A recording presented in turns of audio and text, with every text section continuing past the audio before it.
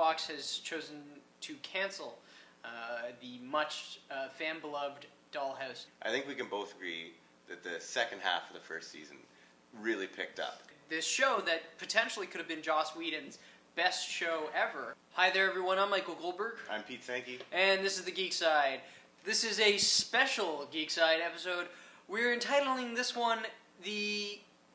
What did I call it again? Deconstructing the downfall of the Dollhouse.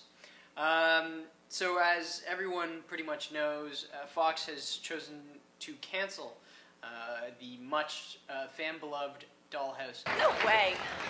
No way. And we kind of wanted to take a look at exactly where it all went wrong. And how did this show that potentially could have been Joss Whedon's best show ever, which Pete and I both sort of agreed that this really did have the potential for that one. Yeah. I try to be my best. We're breaking this down into 3 sections. So we have the failings of the production team, Let's start right there. All right, so the failings of the production team. So let's talk about Joss Whedon. Let's talk about the writing staff and where exactly did this go wrong. So why don't you start with it? I mean, first of all, it's a really hard concept to get a broad audience into because it's about human trafficking. It's about thinly veiled prostitution. It's not even that thinly veiled. Yeah, that's true. It's actually, they're pretty upfront about it. You're right. Yeah, it's about prostitution. It's about free will. It's about, it gets at some pretty tough subjects, And who are we? I mean, like, it really... There's so much philosophy that, it didn't feel like a Friday night show. I think, most people, when they watch a Friday night show, a lot of it, they really enjoy... I shouldn't say they enjoy, but I think that most of the Friday night shows are really spoon-fed shows. Mm-hmm. There's not, everything will be explained to you within the 40 minutes, really, and there's nothing that really extends beyond it. And Dollhouse was heavy stuff. It was really heavy. I mean, I think that part of the problem, I don't think it's a negative against the writing, but I think that it's one of those things of, it's a critique on our society and us, the viewer, and... there's a lot of people who are going to feel very uncomfortable. But there are people who would be very upset if they knew what you were doing. But that said, all the credit I'm willing to give Whedon and the writing staff for tackling subjects like that, they kind of didn't really do a great job of doling it out. There were a lot of missteps in the beginning. And depending on who you talk to, that's either studio meddling or whatever, but still, the first couple episodes, the one with the pop star who was sick of her career. So he puts me out of my misery. What misery? The blind cultist.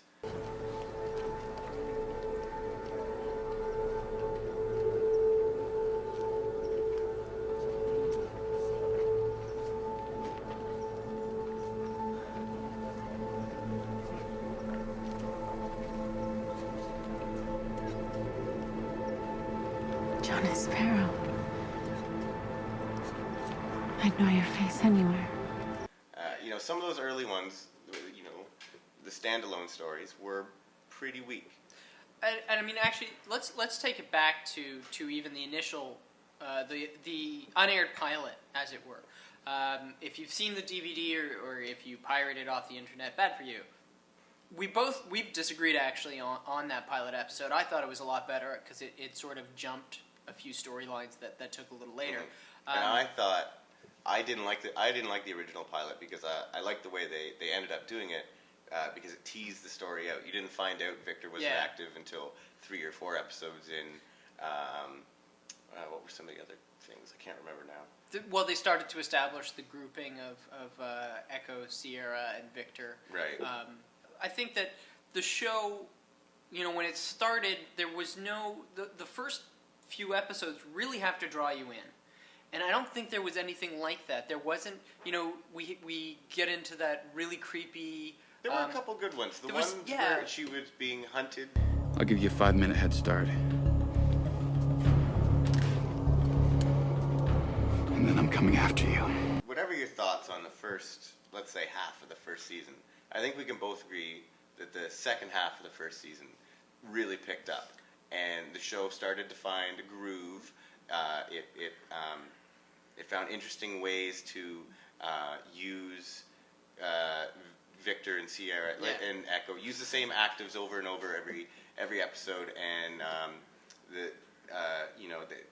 it told interesting standalone stories while having a really fascinating arc that stretched over, let's say, 6 episodes. I mean, on a whole, I think that last stretch was really good. It wasn't great. I mean, I enjoyed it. I mean, it was good, and I enjoyed it for what it was. But I mean, it wasn't something that drew me to the show. Like, man, this is incredible. I thought they were good episodes, and I was enjoying them for the Dollhouse stuff. But it wasn't.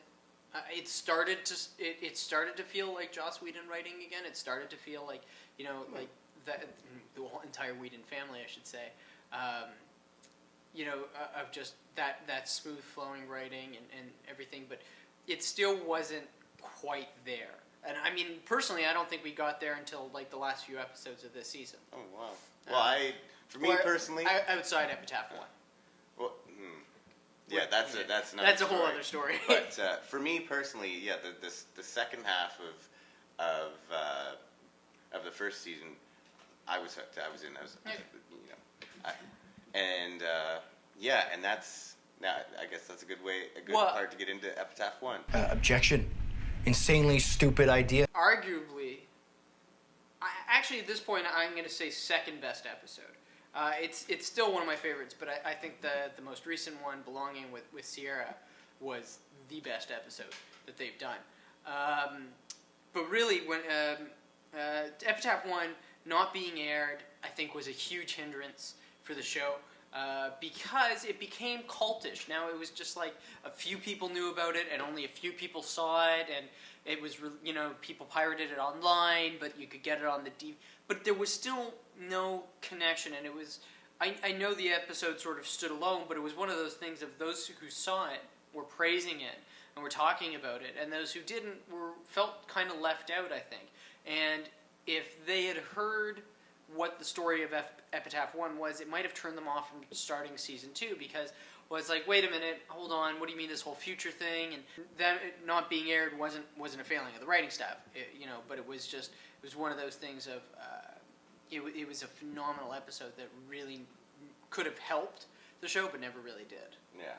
Well, I think Epitaph 1 is probably the best episode of the first series. It kind of takes themes that they were dancing around throughout the whole season.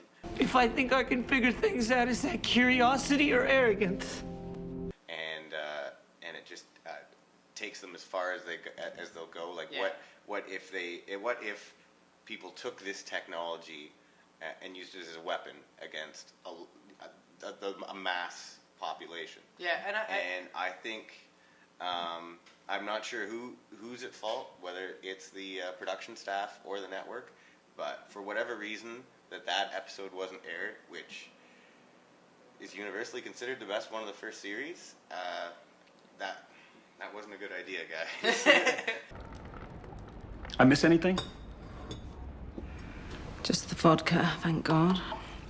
Now going into the second season, this miraculous second season that they've been given. The series really should have started off with some really incredible episodes. The first 2 or 3 episodes back should have been just, you should have left each episode going like, I need 10 more minutes. Like, I need something, I need just that little bit more. And I really felt... They were good, but they were really slow. Yeah, I kind of found myself skipping, like, parts of, especially the second episode where, they make Echo... lactate.